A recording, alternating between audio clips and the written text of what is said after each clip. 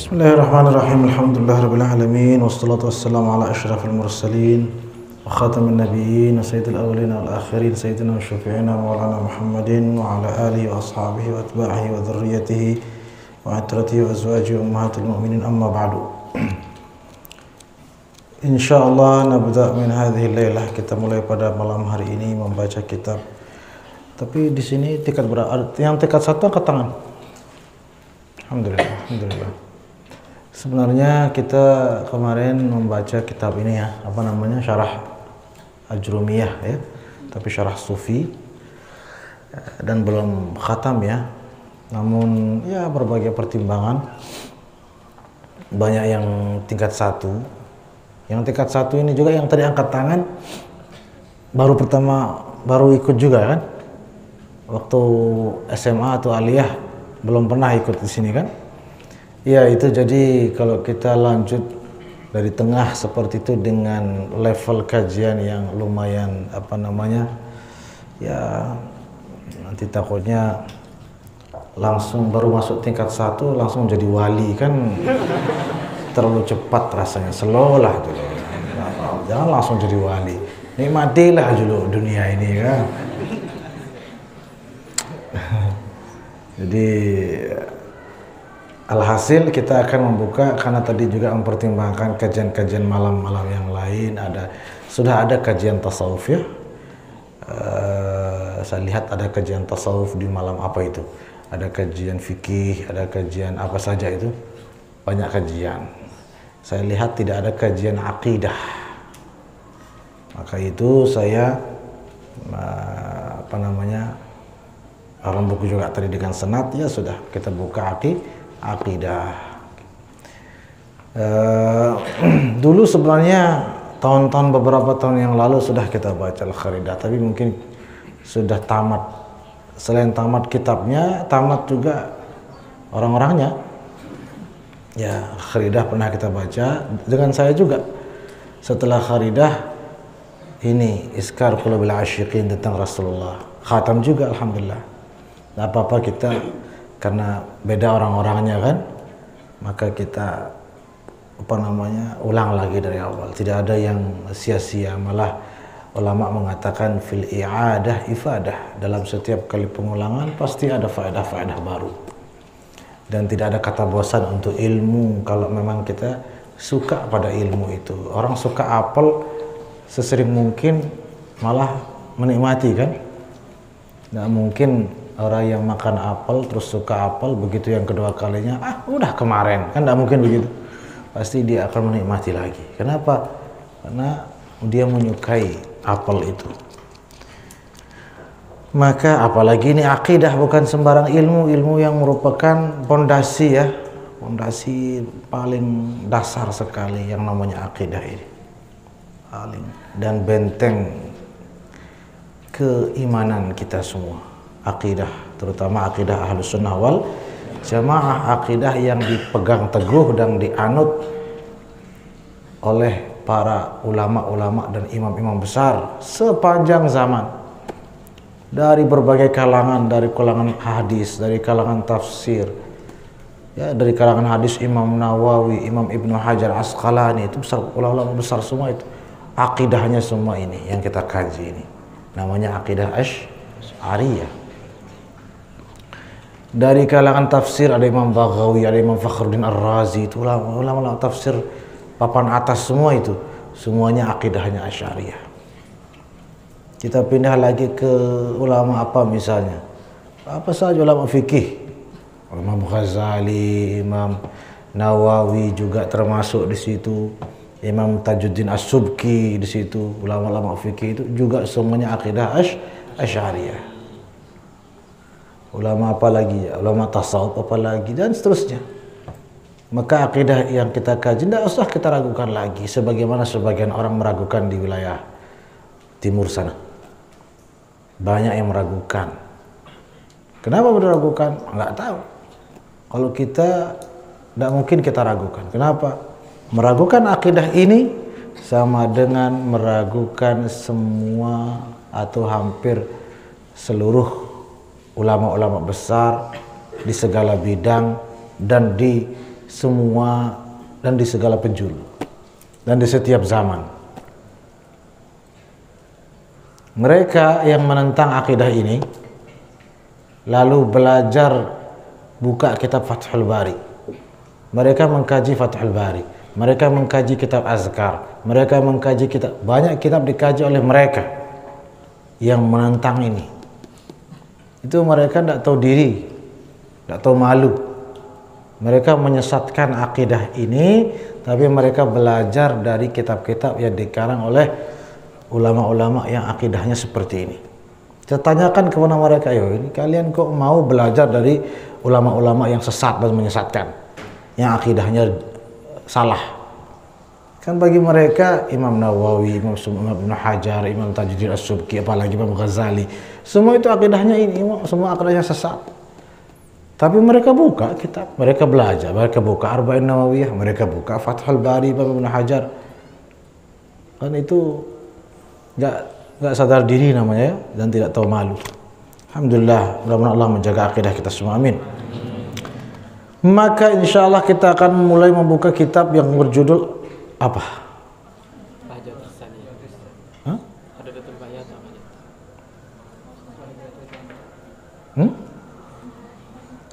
Al-Kharidah Al-Bahiyah, tapi syarahnya yang mana? Al-Bahjatus Saniyah atau At-Tawdihatul Jaliyah? Bahjatus Saniyah ya. Maka yang belum punya insya Allah akan punya, segera punya.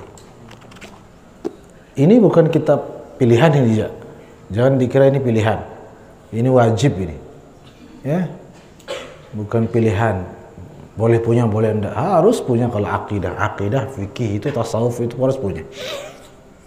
Ya semua sih sebenarnya harus punya kalau namanya penuntut ilmu ya. Nahwu, saraf, apapun hadis itu harus punya. Kutubus Sittah harus punya, Sahih Bukhari harus punya, Sahih Muslim, Sunan Tirmidzi, Sunan Nasa'i, iya, dengan syarah masing-masing.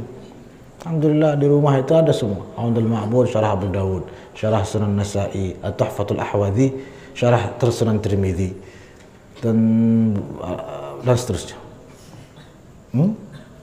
Kalian juga harusnya begitu, yang namanya penuntut ilmu yang sungguh-sungguh, dia akan koleksi semua kitab-kitab yang mendasar seperti itu. Nah, tapi yang saya punya ini atau Tawdihatul Jaliyah, syarah daripada Syekh Hisham, Dr. Hisham yang kemarin ya. Beliau juga mensyarah Kharidah Al-Bahiyah. Ini kitab beliau. Dan saya bawa syarah Al-Kharidah Al-Bahiyah. Ini syarah siapa? Syarah Syekh Dardir sendiri. Yang punya Kharidah Bahiyah sendiri mensyarah nazamnya sendiri. Nah, ini yang saya pakai selama ini, yang saya kaji juga di Mesir itu ini. Tapi tidak apa-apa, kita ambil barakah dari guru kita, guru dari guru kita ya, Syekh Hasan Al-Mashad, yaitu Al-Bahjatus Saniyah kan, itu syarah daripada Syekh Hasan Al-Mashad.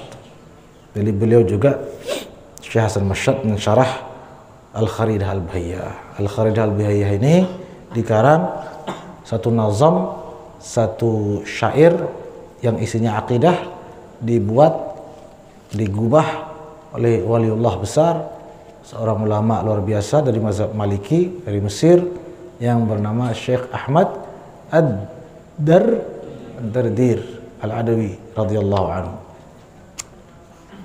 Yang mana Syekh Dardir ini kita coba baca beberapa biografinya dulu. Allahu Akbar.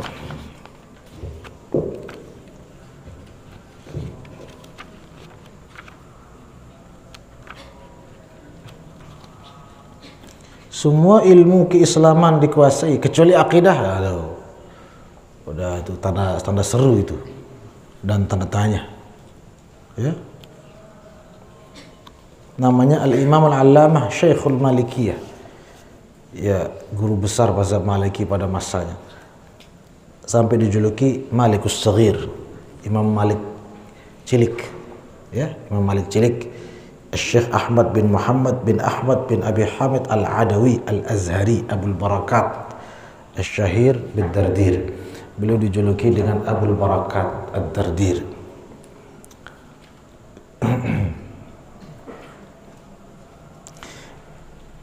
Kenapa namanya beliau Ad-Dardir? Karena dulu di kampung beliau ada orang saleh, ulama besar yang disebut dengan Ad-Dardir. Maka mengambil barokah dari ulama tersebut, beliau pun ditambahkan dengan nama Ad-Dardir.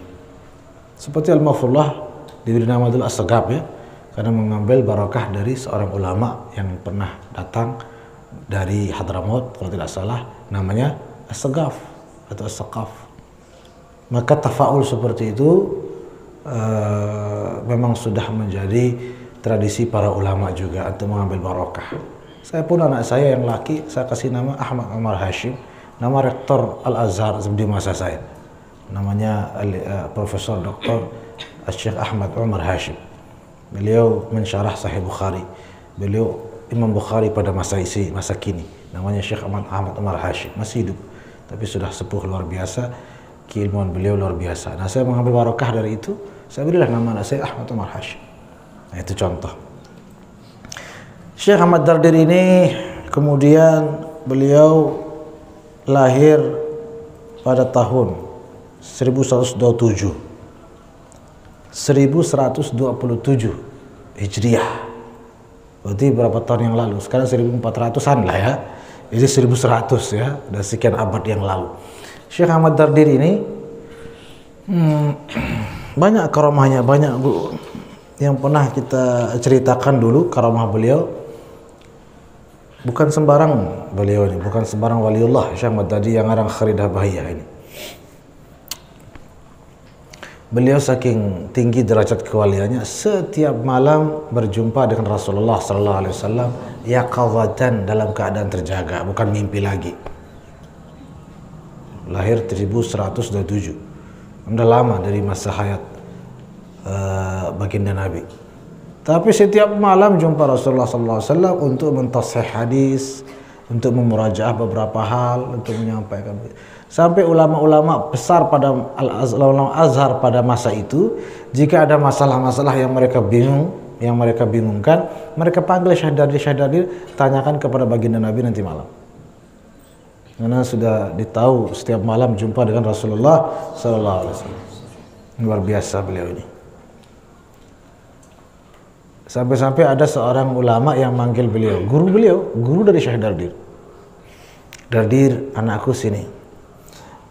Tolong sampaikan salam saya kepada baginda Nabi nanti malamnya. Nggih ayahanda insyaallah. Tolong sekalian titip pertanyaan. Nggih ngiring, seperti apa pertanyaannya? Ayahanda. Pertanyaannya apa? Bukan pertanyaan hukum atau fikih atau hadis seperti yang ulama-ulama yang lain. Tapi coba tanyakan bagaimana posisi saya di hati beliau sallallahu alaihi wasallam. Tanyakan saya ini, pokoknya tanyakan sudah bagaimana pendapat pelungguh wahai baginda Nabi tentang Syekh Fulan, tentang dia, tentang beliau ini. Saya ingin tahu apakah beliau marah sama saya atau tidak senang atau malah ridho atau apa, atau mungkin ada kesalahan saya yang harus, dan seterusnya. Insyaallah dia akan sampaikan. Disampaikanlah malamnya. Besoknya dia cerita ke gurunya, Syekh dapat salam balik dari Rasulullah. Wih, bahagia sekali. Katanya baginda Nabi, pelungguh itu pelit. Ya Allah ya karim. Pelit, kok bisa bilang begitu ya Allah? Kenapa beliau bilang yang pelit? Ya ternyata pelit di sini maksudnya tidak pernah mau ziarah atau sangat jarang ziarah kepada baginda Nabi sallallahu alaihi wasallam. Sedih dia, gurunya ini kalau tidak salah namanya Syekh Ali As-Sa'idi namanya, salah seorang guru daripada Syekh Dardir. Syekh Ali As-Sa'idi bilang, wahai Dardir, tolong kasih tahu baginda Nabi nanti malam, bukannya tidak mau ziarah, tapi ya Mesir, Saudi lumayan lah, transportasi, uang pas-pasan, belum lagi istri minta ini minta itu, belum lagi anak-anak belum dibeliin pampers segala macam. Bukannya tidak mau, tapi kondisi finansial ya sampaikan, insyaallah.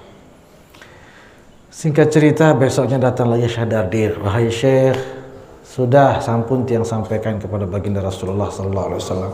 Ternyata jawaban beliau, bukan maksudnya datang ke Madinah, bukan maksud datang ziarah Nabi di Madinah, tapi datang ke makam Imam Syafi'i radhiyallahu anhu. Loh, Imam Syafi'i? Kenapa kok begitu? Kan katanya tidak pernah menziarahi beliau, ziarah Nabi. Nggih, Tapi ternyata baginda Nabi membocorkan satu hal. Setiap hari Jumat ba'da asar, baginda Nabi ada di makam Imam Syafi'i. Jadi kalau habis Jumat ba'da asar ziarah ke makam Imam Syafi'i di Kairo, maka itu sekaligus ziarah Rasulullah sallallahu alaihi wasallam. Itu maksudnya. Akhirnya sejak itu beliau setiap habis asar hari Jumat ba'da asar datang ke makam Imam Syafi'i, di sana mengatakan assalamualaikum ya Rasulullah sallallahu alaihi wasallam. Mudah-mudahan bernasib juga ke Mesir, amin. Alhamdulillah juga dulu Al-Faqirullah memang terjadwal Jumat ba'da asar ke makam Imam Syafi'i. Taib, itu salah satu karomah daripada Syekh Dardir dan karomah-karomah lain yang insya Allah kita ceritakan pada pertemuan-pertemuan yang akan datang. Mana-mana kita baca satu bait.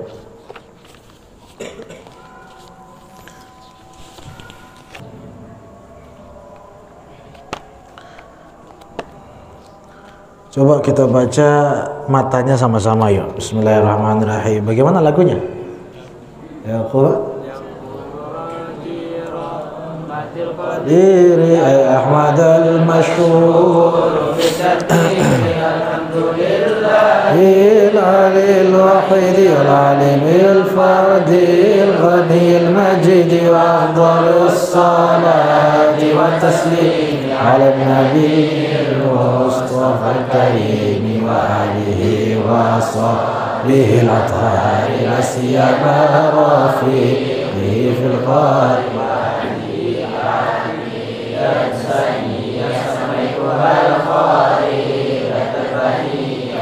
Fatun sabiratun fil hayami lakinnaha kabiratun fil ilmi Afika ilman turitan taktafi li'annaha bijublatil fanni taqi wallaha arju fi qabulil amali wan naf'ani hathur wafru zalali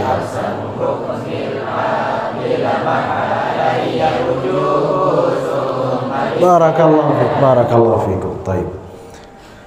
Yaqulu raji rahmatil qadiri, berkatalah sang pemohon kasih sayang dari yang maha kuasa.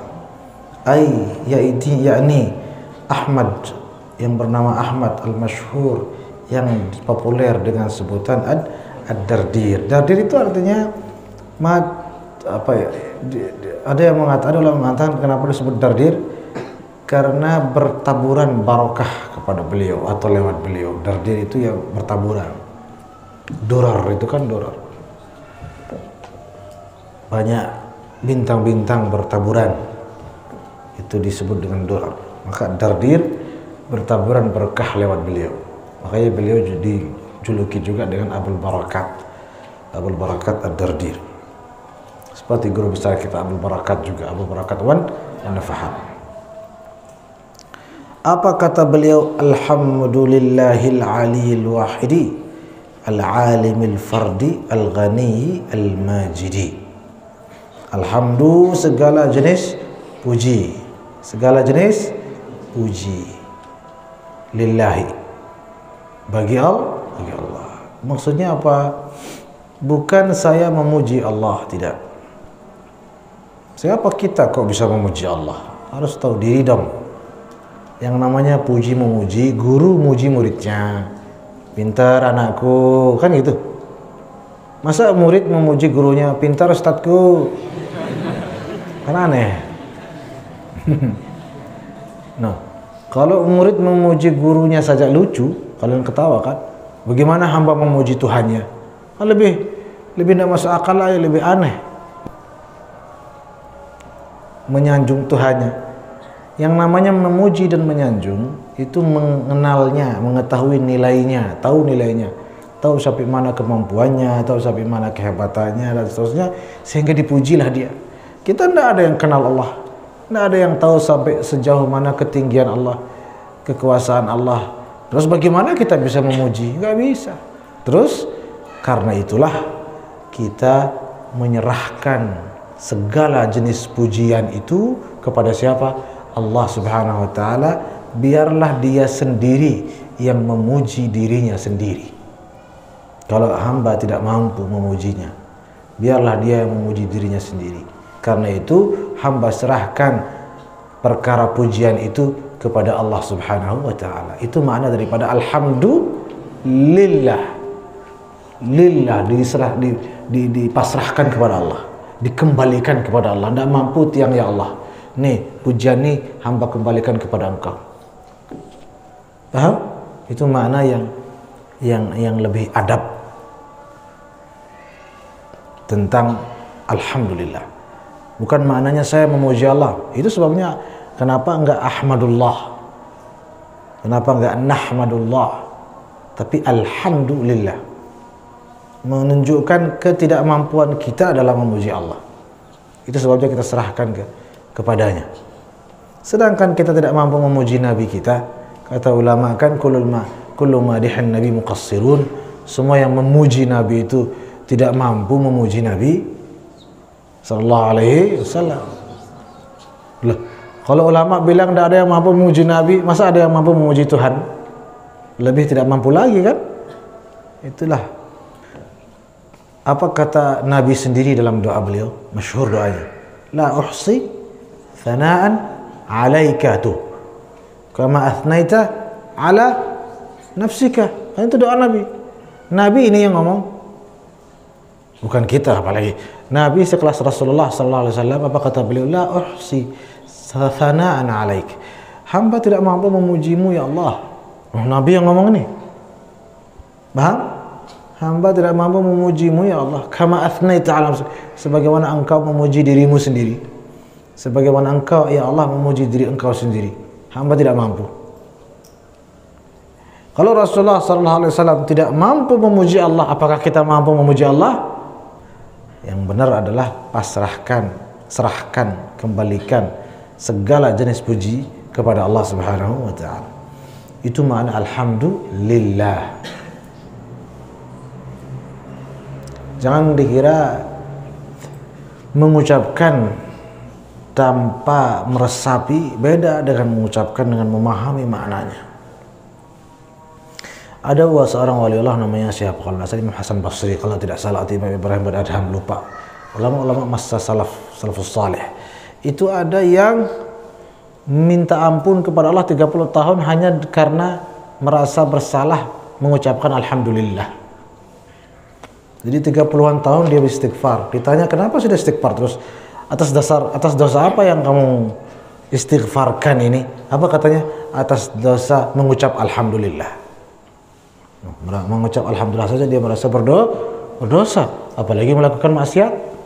Kita mengucapkan alhamdulillah udah merasa waliullah tinggi sudah. Ya. Kalau tidak salah kisahnya itu dia punya beliau ini seorang ulama ini punya dagangan, tempat berniaga di pasar ya. Lalu kemudian ditinggalkan, mungkin sudah nutup atau apa. Tiba-tiba terjadi kebakaran di pasar itu. Maka hebohlah, semua yang punya dagangan di situ lari ke sana, termasuk beliau ini. Yang saya lupa pasti antara Imam Ibrahim bin Adham atau Imam Hasan Basri ataupun yang lain. Bisa As-Sariyuddin As-Saqati, bisa Ma'ruf Al-Karkhi, pokoknya pada masa-masa itu, masa-masa tabi'in.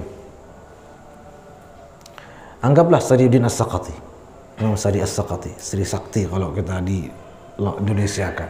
Yang benar Sariyuddin As-Saqati.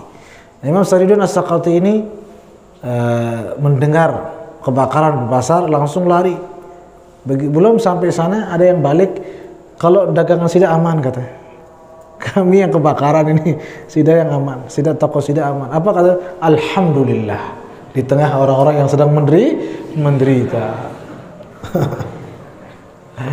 Yang lain menangis, dia alhamdulillah, kan makin sedih ya. Campur kesal sedikit mungkin ya. Allahu a'lam. Nah, ya namanya refleks, tidak karena saking bersyukurnya karena dagangannya aman. Tapi lupa gitu kan dengan suasana, dengan saudara-saudara yang lain. Nah, itu saja dia merasa berdosa itu. Karena sedikit lalai akan kepekaan terhadap perasaan orang lain. Sampai mengucapkan alhamdulillah, tapi bukan di momennya yang tepat. Dia merasa bersalah selama puluhan tahun beristighfar hanya atas dosa itu. Al-Ali, yang maha tinggi, boleh memberi nama dengan asma husna. Ya, Al-Ali itu kan asma Allah husna. Ya Aliyu, ya apa sambungannya. Nah, nama Ali ada Syekh Ali Jum'ah di Mesir, Syekh Habib Ali Jifri, dan seterusnya.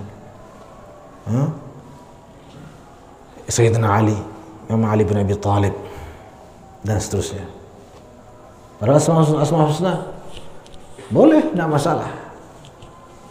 Karena bagaimanapun tetap beda alinya Allah dengan alinya manusia. Ya, kalau alinya Allah maha ali, maha tingginya Allah, sifatnya dzati. Kalau alinya manusia, tingginya manusia bersifat nisbi, bersifat, nanti kita bahas, itu kan kajian akidah juga. Jadi ada orang dikasih nama anak, kasih nama Aziz, boleh apa tidak? Boleh. Abdul Aziz bagus, Aziz juga bagus, tidak masalah. Abdul Khaliq boleh, Khaliq boleh apa tidak? Boleh, tidak masalah. Khaliq, kasih nama Khaliq. Ada teman adik kelas saya di MAK dulu, belum MAH, namanya Khaliq Irawan namanya, nama lengkapnya. Dirubah oleh salah seorang ustadz, astagfirullahaladzim, Khaliq, Allah yang Khaliq, Sidaja makhluk.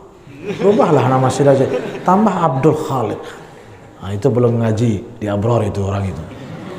Nah, enggak masalah, Khaliq enggak masalah.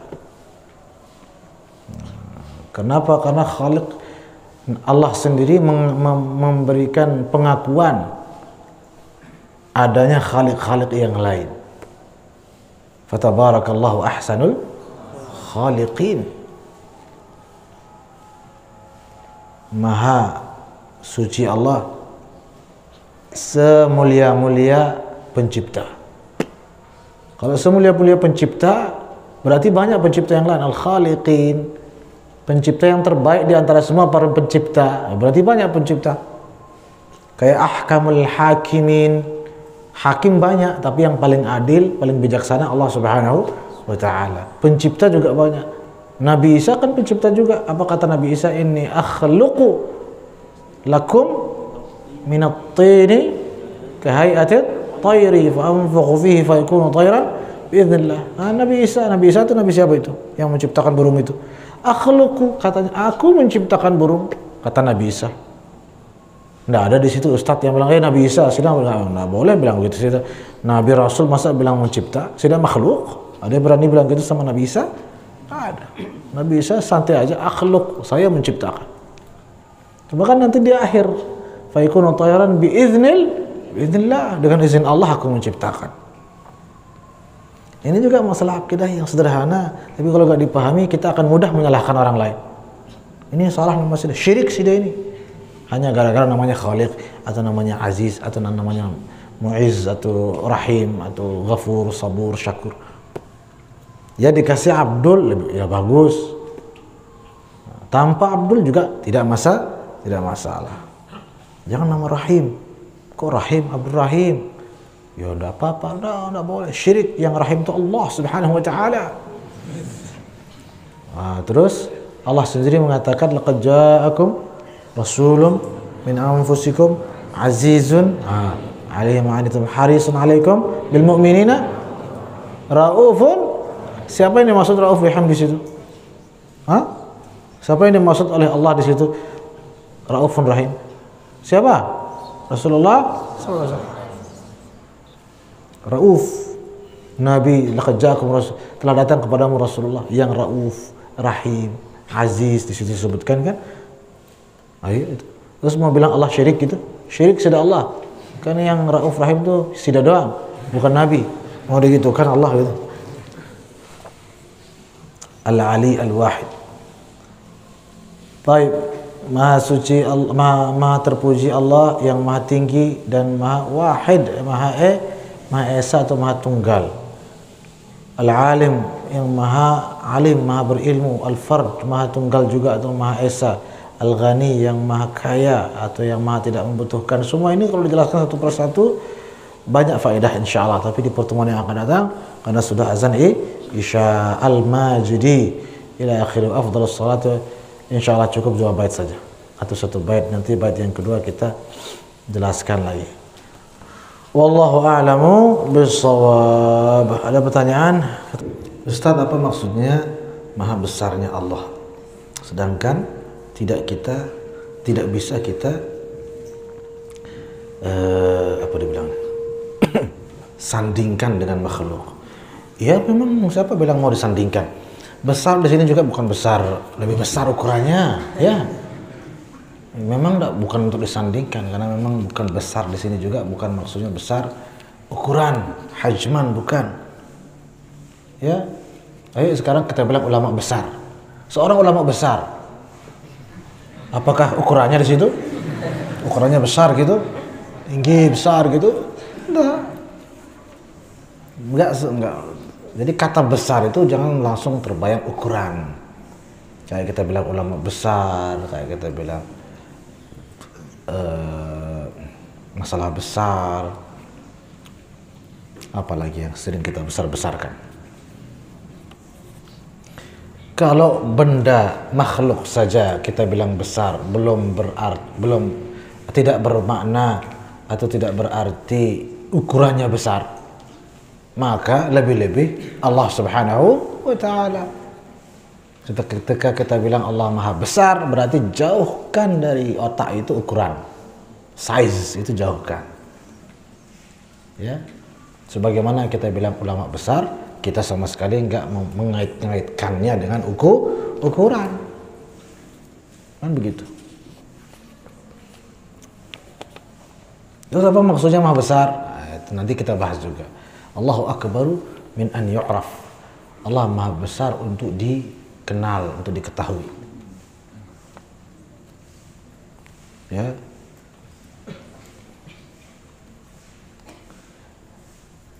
Ada lagu, kalau nggak salah Slank atau apa yang punya lagu itu. Kalian mungkin belum lahir waktu itu. Terlalu manis untuk dilupakan. Terus, paham maksudnya itu? Terlalu manis untuk dilupakan. Apakah terbayang manis jeruk itu? Atau permen? Enggak kan? Paham? Paham? Terlalu manis untuk dilupakan. Maksudnya, ada yang bisa jelaskan maksudnya? Tapi paham kan? Paham apa enggak? Bagaimana coba jelaskan ke saya? Hah? Maka terlalu besar untuk dibahas, untuk dikenal, untuk diketahui. Ayo paham itu? Harusnya paham juga. Kalau terlalu manis untuk dilupakan, paham ini enggak? Terlalu manis untuk dilupakan. Hah? Terlalu besar, maha besar untuk dikenal, untuk diketahui, untuk dibahas.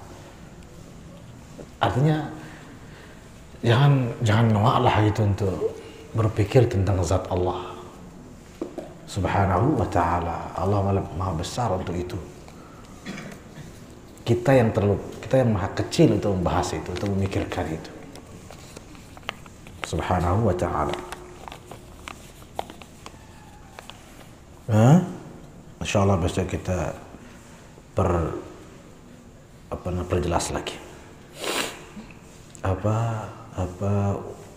warna imamah kesukaan Rasulullah SAW. Beliau pernah pakai warna-warni, pernah pakai hitam, pernah pakai hijau, ya, pernah pakai berbagai macam warna. Namun yang masyhur yang warna hitam. Kenapa? Putih juga pernah pakai. Taib. Soalnya di Syama'il dikatakan kebanyakan Imam Rasulullah pernah gelap hitam. Ya sudah, kan lu tahu. Ngapa aja? Ini aja, kamu nenye gitu kan. So, bagaimana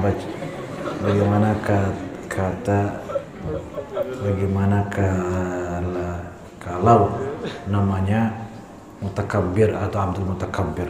Iya mungkin memang secara kultur tidak pantas, tapi sah-sah saja. Cuma kan mungkin orang yang berpikirnya negatif ya. Karena mutakabbir itu ada takabbur bil haq, ada takabbur bighairil haq. Dan takabbur itu kan tidak selalu buruk. Terkadang takabbur itu juga baik. takabur di hadapan orang sombong, di hadapan musuh, itu kan baik. Ya cuma memang secara urf saja, secara kultural, secara adat masyarakat kita mungkin mempertanyakan, aduh ini sombong namanya, gitu. Cuma maksudnya secara akidah tidak masalah, itu maksudnya. Paham? Akidatan, tidak dikatakan syirik. Seorang menamakan dirinya dengan nama Allah. Paham maksudnya? Jadi jangan sempit berpikir atau jangan sempit dalam menyimpulkan satu penjelasan. Jadi poinnya di situ adalah hukum menamakan diri dengan nama Allah. Hukumnya boleh. Sebagian orang mengatakan itu tidak boleh, syirik. Ada bisa. Itu bertentangan dengan Quran dan Sunnah, ya, dan fakta sepanjang sejarah. Banyak yang ada namanya Ali, ada namanya itu kan, dan seterusnya. Tapi bukan berarti boleh kemudian yuk yang pakai Abdul hapus Abdulnya, kan tidak begitu juga, ya.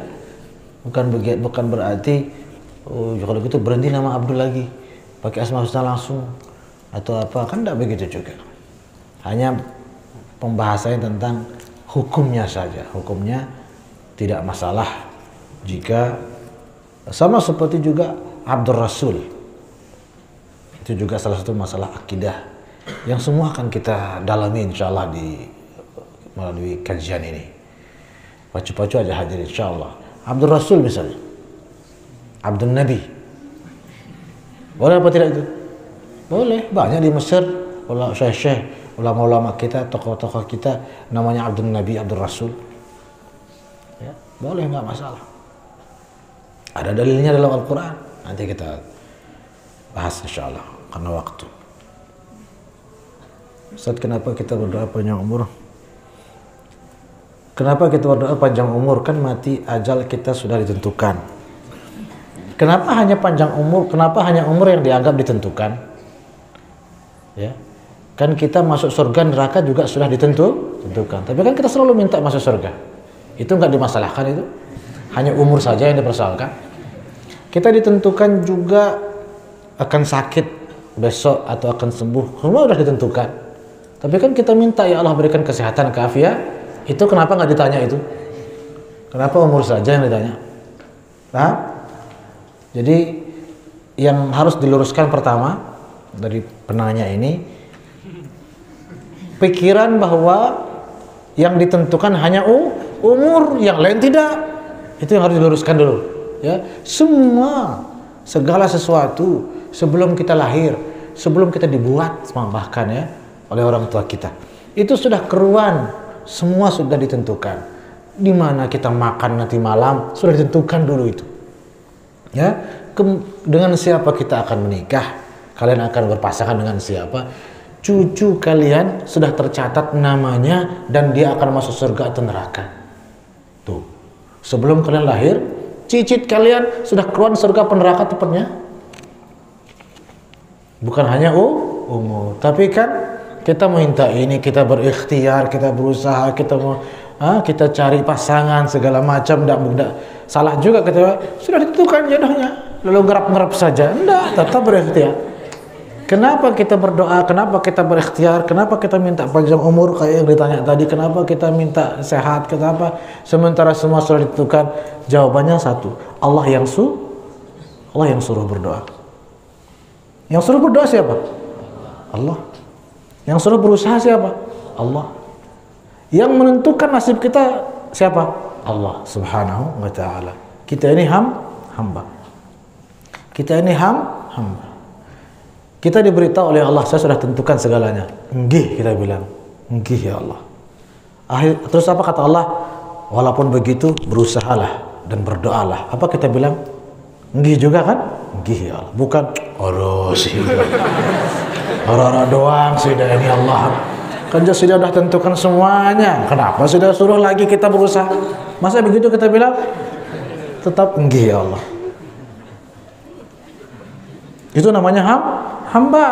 Kalau tidak, bukan hamba namanya itu. Itu rekan kerja namanya itu. Ya kan, soulmate namanya, bestie namanya itu. Tapi kita adalah hambanya Allah.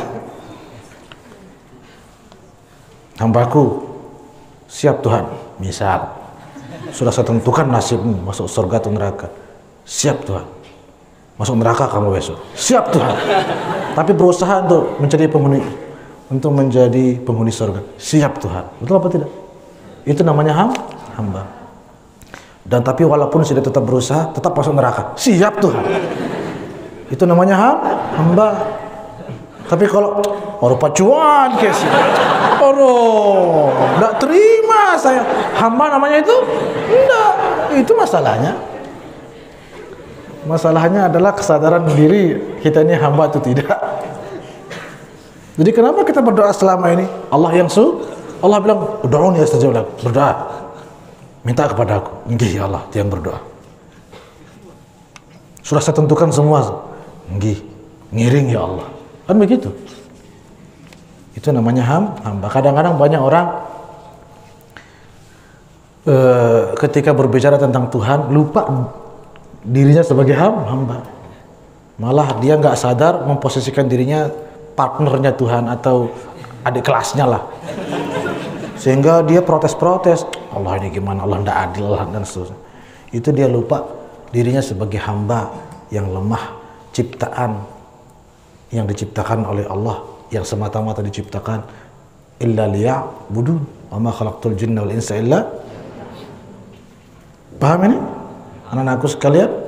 Bagus pertanyaan seperti ini, kadang sering kita dengarkan di luar.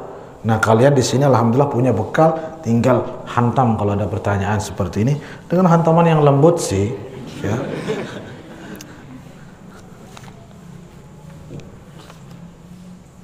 Ustaz kan tadi bilang mengatakan kita tidak bisa mengenal, tapi nah itulah nahmaduhu wa nasta'inuhu, memang itu sering kita dengar.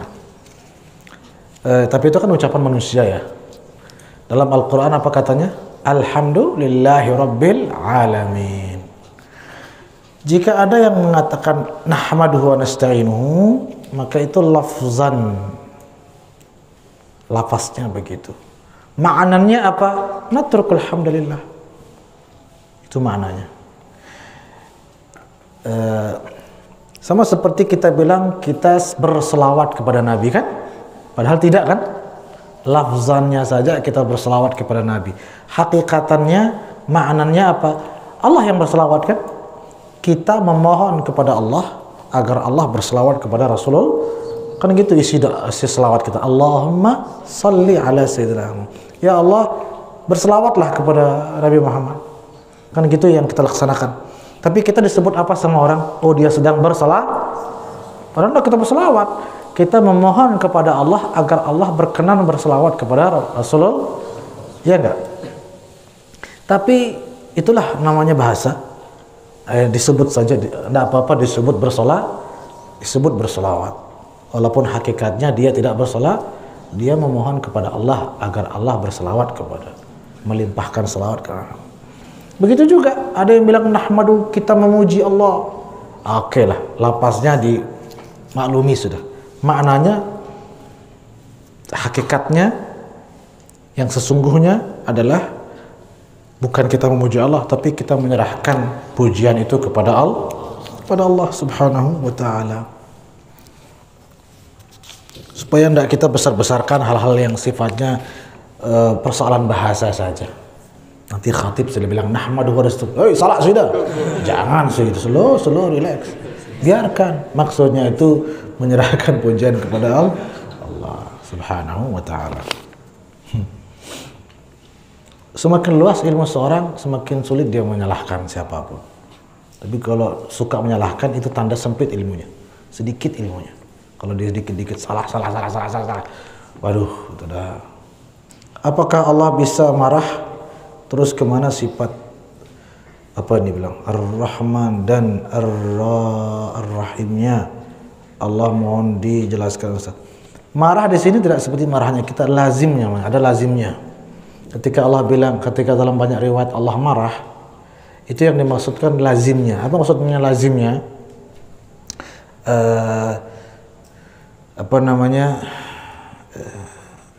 Hasil atau dampak dari marah itu yang dimaksudkan. Misalnya orang marah, apa dampaknya? Misalnya dia menyiksa, memukul, atau tidak suka dan lain sebagainya. Nah itu maksudnya lazimnya. Maka ketika kita bilang Allah marah, bukan marah, wow, marah begitu kayak kita tidak. Tapi dampaknya yang maksud. Dampaknya apa? Ini dicampakkan orang ke neraka lah, atau dicabut nikmatnya lah, atau itu yang dimaksud dengan marahnya Allah.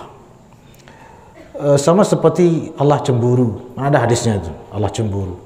Jangan terbayang tuh cemburu. Enggak. Dampak dari cemburu. Dampak dari cemburu apa? Ya tidak meridai seorang hambanya atau apa. Ila akhiri. Ada juga hadis Allah tertawa kan? Kan ada hadis di Sahih Bukhari Allah tertawa. Tapi kan dampaknya maksudnya Allah itu senang meridai hambanya gitu. Suka dengan hambanya. Ila akhiri. Dan perkara tadi dikatakan sifat Rahman Rahim, ya siapa bilang marah itu tidak mengandung kasih sayang? Karena orang tua banyak yang marahi anaknya, nggak ada kasih sayangnya sama anaknya itu. Hah? Bukankah justru dia marah kepada anaknya itu sebagai tanda kasih sayangnya? Betul apa tidak? Nah itu kalau orang tua aja tidak kita permasalahkan marahnya, malah kita tidak pernah pertanyakan kasih sayangnya, walaupun dia marah terus ke anaknya. Masa giliran Allah dipersoalkan? Ya? Kan orang tua punya anak sama punya anak tetangga, sama nakalnya. Tapi anaknya saja dimarahi, anak tetangga enggak. Apakah berarti dia lebih sayang sama anak tetangganya daripada anaknya? Justru dia lebih sayang kepada anaknya, makanya dimarahi. Kenapa enggak dimarahi anak tetangganya? Karena dia enggak sayang sama anak tetangganya itu. Iya kan? Enggak peduli maksudnya, terserah bukan anak saya. Ini kamu anak saya, kenapa kamu nakal? Ya kan? Sayang apa tidak nama itu? Padahal marah. Masa anaknya protes, dia lebih sayang anak tetangga daripada anaknya sendiri. Kan tidak paham dia. Anakku, kamu tidak paham. Besok dia akan paham kalau sudah besar. Sebagai hamba juga harus cerdas. Ya, inilah akidah ini untuk mencerdaskan iman kita. Supaya enggak seperti yang hal-hal seperti ini juga menjadi pertanyaan dalam hati. Justru kita harus mampu menjawab jika ada yang bertanya seperti ini, ataupun lebih parah dari ini kita bisa pecahkan. Ya, jadi kenapa marah? Kok padahal Allah Rahman Rahim? Justru tanda Rahman Rahimnya adalah marah kepada hambanya. Subhanahu wa ta'ala. Tadi Masyayikh mengatakan kalau kita sebagai manusia tidak mampu memuji Allah. Sudah tadi. Belum ya? Bagaimana dengan saat kita mengucapkan al-asmaul husna? Bukankah itu memuji nama-nama terbaik dari Allah Subhanahu wa taala? Tidak. Tapi kita di situ memanggil nama-nama Allah. Ya Rahman, kan kita memanggil. Wahai yang Maha Rahman, wahai yang Maha Rahim, wahai yang Maha Malik ya Qudus. Ila akhiri. Memuji itu begini, walaupun secara lafaz sudah kita jelaskan tadi. Secara lafaz terkadang seperti memuji, tapi tidak hakikatnya tidak memuji karena tidak mungkin mampu. Al-Burdah, Al-Qasidah Muhammadiyah, Ad-Dhi'ul Lami' kah namanya, Simtud Durar kah namanya. Semua itu isinya pujian kepada Nabi, betul apa tidak? Tapi semuanya itu tidak ada yang mampu memuji Nabi. Paham apa tidak ini? Jadi banyak pujian kepada Nabi. Al-Burdah, Al-Qasidah Muhammadiyah, kan banyak qasidah-qasidah yang isinya memuji Nabi. Tapi kita harus sadar bahwa semuanya itu belum memuji Nabi. Karena tidak ada apa-apanya dibanding keagungan yang sesungguhnya dimiliki oleh Nabi. Semua pujian-pujian itu belum mewakili keterpujian yang dimiliki oleh Nabi. Belum ada apa-apanya gitu. Yang dipuji baru sedikit saja. Setetes dari samudera keagungan yang dimiliki oleh Rasulullah sallallahu alaihi wasallam. Kita sebut memuji, tapi kita sadar bahwa belum belum menjangkau keagungan Nabi pujian-pujian itu. Paham? Jadi begini, ada mahasiswa atau jangan mahasiswa lah. Mahasiswa menguasai semua ilmu matematika, ilmu biologi, ilmu geografi, semua ilmu matematikanya pun semua sampai yang level tertinggi dikuasai. Ada yang memuji mahasiswa ini, bagaimana pujiannya? Dia hafal kalian, hebat. Yang dipuji hafal kalian. Tahu kalian? Kali 4 kali 4. Itu yang dipuji. Ayo, bagaimana kalian menilai pujian itu? Orang yang sadar dia bilang apa? Sudah belum tahu apa-apa. Ya kan? Masa itu yang dipuji? Itu sebenarnya belum memuji itu namanya. Betul atau tidak? Karena yang dipuji baru hal yang kecil yang dipunya oleh mahasiswa itu. Orang dia punya lebih besar lagi. Dia punya lebih tinggi lagi. Dia menguasai ini dan itu. Masa hafal kali-kalian itu yang dipuji? Jadi dia dibilang memuji, iya. Dibilang enggak juga, iya. Belum memuji itu. Belum memuji. Dia sudah menguasai segala-galanya. Bisa naik pesawat, bisa mengemudi pesawat, bisa bikin helikopter. Tiba-tiba ada yang datang memuji. Dia bisa pakai baju sendiri loh. Oh, nenek kaji bisa pakai baju. Oke, ya. Memuji ini, saya memuji dia. Ya, sudah puji dia. Lanjut pujiannya. Apalagi pujian? Iya, sama punya jam tangan. Punya jam tangan dipuji. Padahal punya pesawat. Tapi yang dipuji punya jam tangan. Apa kita bilang itu? Memuji? Ya sudah memuji. Tapi hakikatnya belum memuji kan? Terlalu rendah masih pujiannya untuk sosok seperti tadi itu. Itu yang sesungguhnya terjadi semua pujian-pujian para ulama seantero dunia kepada Rasulullah sallallahu alaihi wasallam.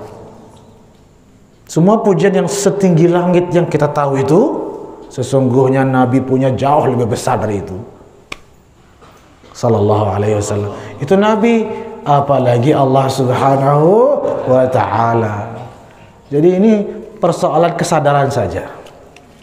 Hanya persoalan kesadaran akan hakikat di balik itu. Sesungguhnya kita tidak mampu memuji Allah. Siapa kita? Sedangkan Nabi saja dengan nyata mengatakan la uhsi tsana'an alaik, hamba tidak mampu memujimu ya Allah. Kata Nabi yang ngomong ini, bukan masyayikh seperti bilang tadi masyayikh dia bilang Rasulullah yang ngomong tidak mampu memuji Allah. Masa kita mengatakan diri mampu memuji Allah, berarti itu mengatakan diri lebih hebat dari Rasulullah sallallahu alaihi wasallam, ya. Baik. Sama seperti Asmaul Husna. Kita menyebut ya Rahman ya Rahim sampai 99. Allah punya lebih dari 99. 1000 bahkan. Mungkin tak terhingga asma Allah. Bukan hanya 99. Kan dalam hizib asma'ika apa? Husna kulliha ma 'alimna minha wa ma lam na'lam. Kan begitu. Wallahu a'lam. Apa makna dari orang yang tekun beribadah tapi bodoh dan orang alim yang zalim? Aduh, pusing saya baca ini. Orang tekun beribadah tapi bodoh dan orang alim yang zalim. Ya, sama-sama sama-sama kurang. Harus diperbaiki dua-duanya. Beribadah tapi bodoh, ya kurang. Harus dia belajar, menuntut ilmu. Alim lebih zalim, ya kurang juga, kurang ajar malah. Dia harus amalkan ilmunya. Sama-sama tidak beres lah dua orang itu. Sama-sama tidak beres. Bagaimana dengan pujian terhadap Nabi yang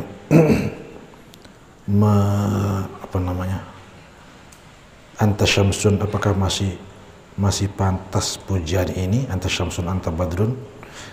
Ya, dibilang pantas, tapi Nabi seperti saya katakan tadi, tetap Nabi memiliki kemuliaan yang lebih besar dari itu. Ya. Tidak ada pujian yang tidak pantas. Semua pantas, tapi semuanya belum masih sedikit yang terpuji. Semua lafaz-lafaz yang ada. Anta syamsun, anta badrun, engkau matahari, engkau bulan. Kemudian dikira itu memuji Nabi. Itu yang merasa terpuji matahari dan bulan itu. Merasa beruntung sekali, merasa terpuji sekali. Karena disamakan dengan Rasulullah SAW. Ada disandarkan kepada Rasulullah SAW. Malah merasa malu. Kok saya dipakai memuji Nabi, saya apa? Apalah saya, kata matahari, apalah saya, kata bulan. Saya tidak ada apa-apanya. Jadi kita bilang, ya Rasulullah, engkau matahari. Matahari yang senang, matahari yang merasa tersanjung lah. Ya. Bukan Rasulullah, saya matahari ya. Enggak. Matahari yang justru merasa tersanjung. Waktu kita kaji Isra-Qul Asyikin kan itu insya Allah kapan-kapan kita ulang terus supaya lebih kenal tentang baginda Rasulullah SAW. Setiap kita memuji Nabi, setiap kita memuji orang, maka orang yang terangkat derajatnya dengan pujian itu ya, kecuali memuji Rasulullah SAW. Siapa yang terangkat derajatnya? Orang yang memuji, yang terangkat derajatnya setiap kali memuji Rasulullah SAW. Kita dipuji sama orang, kita yang naik kan? Kita yang terbang ke atas. Tapi kalau kita memuji Nabi, kita yang terbang ke atas, bukan Nabi. Yang memuji itu yang semakin naik derajatnya. Kalau Nabi tidak terpengaruh oleh pujian kita. Tapi kita yang dapat manfaat dari pujian kita terhadap beliau. Walaupun pada hakikatnya, kita ulang lagi, kita tidak mampu memuji beliau sallallahu alaihi wasallam. Paham gak ini kalian? Bagus, bertanya-tanya lagi, tapi besok lagi insya Allah. Siapkan pertanyaan. Ini belum mulai soalnya, jadi wajar. Nanti kita udah lagi. La haula wala quwwata illa billah.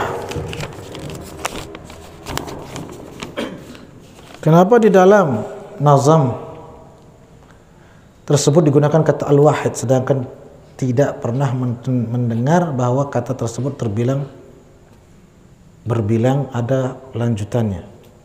Maksudnya, sedangkan yang pernah mendengar bahwa kata tersebut berbilang atau ada lanjutannya. Oh iya, maksudnya wahid, itsnan, tsalatsah itu ya. Ya, memang berbilang, ada lanjutannya. Ayo, Allah Ar-Rahman Ar-Rahim Al-Malik Al-Qudus, kan itu sampai 99 berbilang. Enggak masalah. Wahid di sini adalah dari Allah yang Maha Wahid dari sisi asma dan sifatnya. Asma dan sifat, dan memang berbilang asma dan sifat Allah. Sifat Allah 1, 2, 3 sampai 20 kan? Bahkan lebih. Asma Allah juga 1, 2, 3 sampai 99. Itu berbilang apa tidak namanya? Berbilang. Disitulah sisi wahidnya Allah. Paham? Itu nanti kita akan jelaskan perbedaan antara wahid dan ahad. Perbedaan wahid dan ahad, di situ bedanya. Kalau ahad isyarat kepada zatnya Allah, tidak berbilang, tidak ada 2, 3, 4, tidak ada. Tapi kalau wahid isyarat kepada asma dan sifat. Paham? Paham apa tidak? Izin bertanya, bagaimana cara kita memuji Allah dan Rasulullah? Caranya adalah dengan menyerahkan pujian itu kepada Allah Subhanahu wa taala dan kepada Rasulullah sallallahu alaihi wasallam. Ya Allah ya Karim, Ustaz, oh sudah ini. Aqimus shalah, inna as-salata tanha 'anil fahsya'i wal munkar.